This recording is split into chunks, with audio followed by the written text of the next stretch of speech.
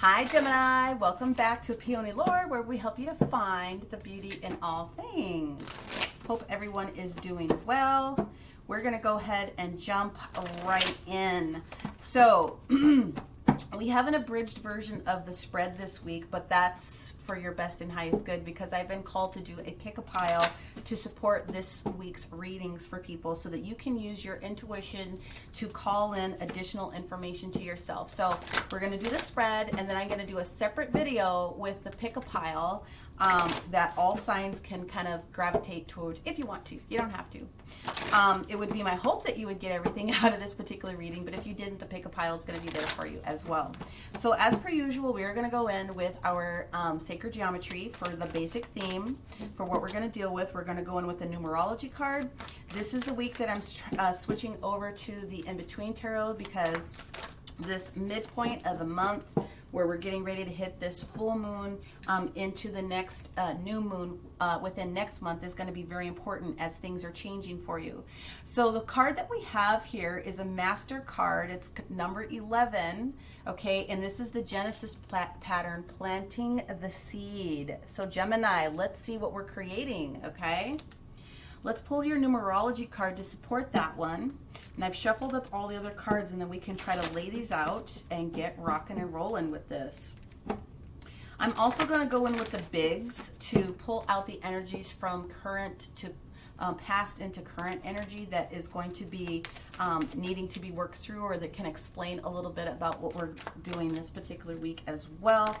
And then when we get into the in-between tarot, then I will pull the smalls to clarify any of the majors that come out. Okay, well, we have two cards that came out. And the two cards that came out was spiritual partnership. Okay, and the other card that comes out is abundance. We'll take that all day long and twice on Sunday, right? So let's go into the bigs because I'm kind of curious, like what has happened in the past up until now, where we're focusing on continuing to bring those energies in with us. So we're just going to pull 2-3 cards from prior energy to now, and then I'm going to lay out the week's energy. So the week's energies are not going to be, as they have been before, one card for every single day. It's an amalgamation of the entire energies for the week. So I do have my notes about kind of what's going on here. I pulled out the most critical pieces of information I thought would be relevant for the transitions that are happening galactically and planetarily this week. Sagittarius belongs to Monday and Tuesday. The moon in Sagittarius has got a trine with the sun in Leo, so that is a lot of creative energy on Monday and Tuesday. Capricorn belongs to Wednesday and Thursday. Mars and Mercury have a trine with Capricorn, so that's push, push, push energy. And then we have trine with Virgo in Capricorn. And then we have a trine with Pluto and Taurus with Capricorn. So those are going to be some specific heavy days, especially when it comes to going really, really fast. Now, Pluto is the energy of judgment, right? And so judgment wants us to think about transformation and rebirth and renewal. But Taurus wants us to be steady Eddie. So that could create a little bit of kerfluffle for some people. Doesn't necessarily have to, though.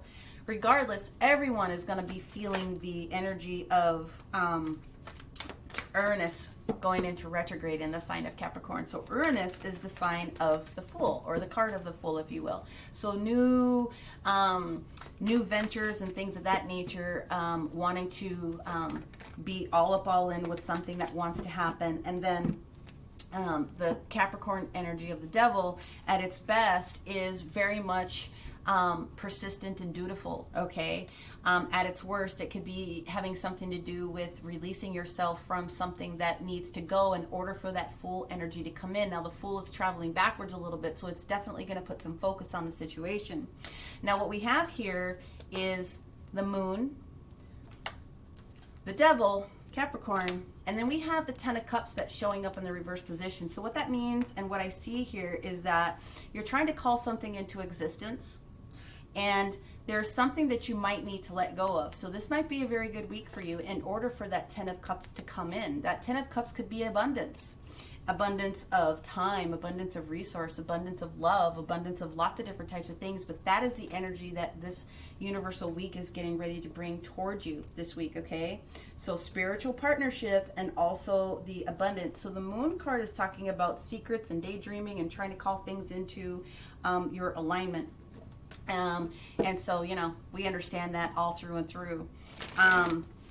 Secrets and dreaming and just trying to bring things into fruition. It also is sometimes the energy of just staying straight and staying focused. The universe trying to get your attention and say, don't look over to the left and don't look over to the right. Stay exactly where you are, right particular moment, taking that guidance, going in that middle path, so to speak. So that is the energy, sometimes of 1111 energy as well.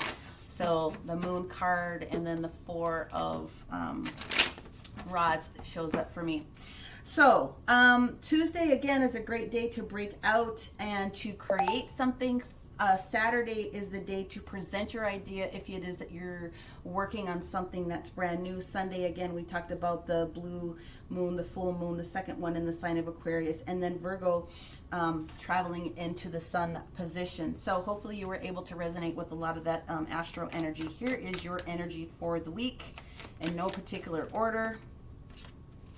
Let me just shuffle that. Okay. Well, there we go. Knight of Cups in reverse. The Moon card. The 4 of Swords energy. The Knight of Wands energy. And the last card that we have here is the 8 of Wands. So I'm going to start backwards with this one because the first thing I see is that someone is very, very tired. Okay. Someone's been very, very tired in a particular situation. But what we have going on here is the Knight of Cups in the reverse position. So the Knight of Cups in the reverse position transferring into the Queen of Cups, because that's what the upright position looks like. Okay, again, this is the in-between. So these are the energies that's showing up in the reverse position. You are not, or you have not received this big cup of love being delivered to you as far as the manifestation with the Queen of Cups coming through. Also very highly intuitive. So there's something that is not come to fruition on the time that it is that you wanted. Now, what I find interesting is that we have the sun and the moon together. And when this card shows up within this deck, what it means is that you are laying yourself out there and you are open to receiving clarity. Like you're bobbing and weaving, you're just hanging out with the universe and you're receiving the signs and the synchronicities that are for you, and you're feeling comfortable enough to be in a position to do that, okay? So that's a really awesome energy to have there. We have the 4 of Swords with the 5 of Swords. So you might be resting on something and missing something. Someone's going to have to jump up and act here really quickly. There's a surprise coming for someone. It's not quite Tower energy, but there's a surprise energy that's coming for someone here.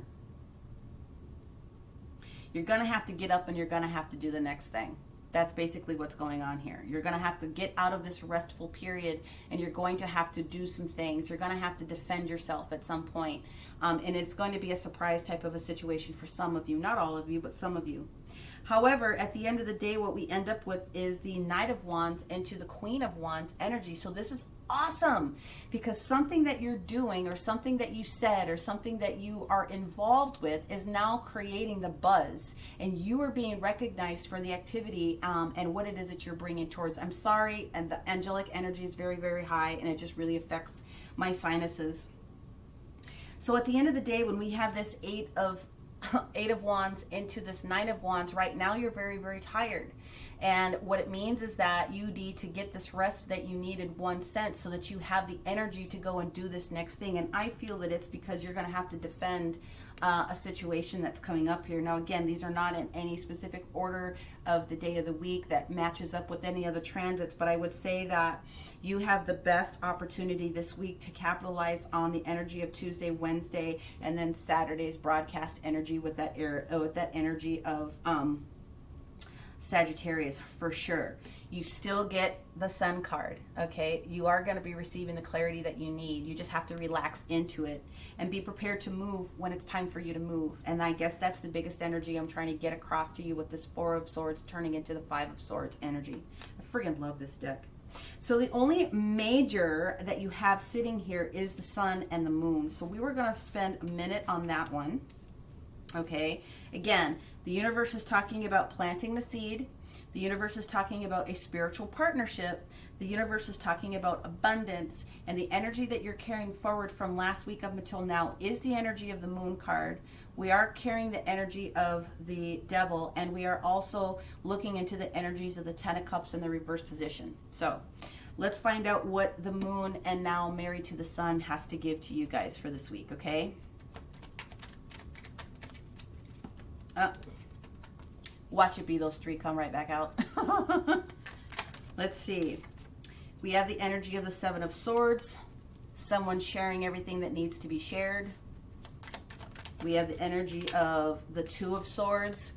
Someone saying and communicating what needs to be communicated. It might not have been very easy. And then, of course, we have Justice that comes out. So by you bobbing and weaving, I'm going to take one more on that Justice card. With you bobbing and weaving and doing what you need to do this week. Oh, look at this. I love this. They wanted me to share this. You do get what you want. You got this Three of Wands. This is meeting your ships, having your ships coming in. And then we have the Lovers card that shows up. I love it, Gemini. So this is making a choice. This is having to, knowing that you made the right choice, or that you will be making the right choice this week. It's going to be justified for you. Whatever it is that you have to say is going to support you in the best way. So I feel the biggest energy where this transformation here is here, knowing that you have to get up and you have to do this energy, but it's going to work out for you in a very glorious way, Gemini. I'm very excited to see this. Let me pull an angel card for you, and then we will go into the Genesis pattern to see what crystal medicine might be available for you this particular week, okay? And then don't forget that we will have a pick a card that marries this particular reading here in just a little bit. I think you're the sign that I got through the quickest. Yes, Queen or King. Look at this. Transformation this week, okay? Transforming completely. You are using your magic, and it is working. I love it. So let's go into the Genesis card here. Planting the seed, staying in your lane, going down the middle, so to speak. Okay, planting the seed. Here we go. Today I manifest new beginnings and a fresh start in my life. Today I manifest new beginnings and a fresh start in my life. Today I manifest new beginnings and a fresh start in my life. And so it is. Wow, the energy is high in here. I've got two people that are trying to call me for personals, and so I know that has a lot to do with it as well. They're getting me ready for it. The practical application, whenever you're planting a seed, okay, whenever you're planting a seed, put all your intentions into whatever it is that you're wanting to birth. Go deep into your heart, visualize what it is that you want to create, and bring it to fruition. Have trust and faith that you are working within the parameters of what the universe has in store for you. You are on track, okay? If you want to use some crystal medicine, then utilize moss agate, unakite, epidote, and even citrine to help call in what it is that you're trying to call in. You're on the right track, okay? You really are. Again, spiritual partnership and abundance are here for you this week. Continue to call in what it is that you want. Do the work. You are transforming, and you are right where you're supposed to be. I freaking love this. I love it. So, Gemini, that is what I have for you this week. Hopefully it resonated. If it did, I would really appreciate a like, a share, a subscribe if you're a visitor. That would be awesome. Feel free to comment below. That is what I have for you this week. If you resonated with it, do all those things. And if you didn't, then make sure that you take a look at your sun, your moon, your rising, and your north node, okay? I'll also make sure that you tune into the pick a pile, pick a stack, pick a card, whatever terminology you learned that will be able to support this reading, using your intuition to help further advance where it is that you need to be. That's what I have for you this week. Thank you so much, and we will talk to you next week. Bye for now.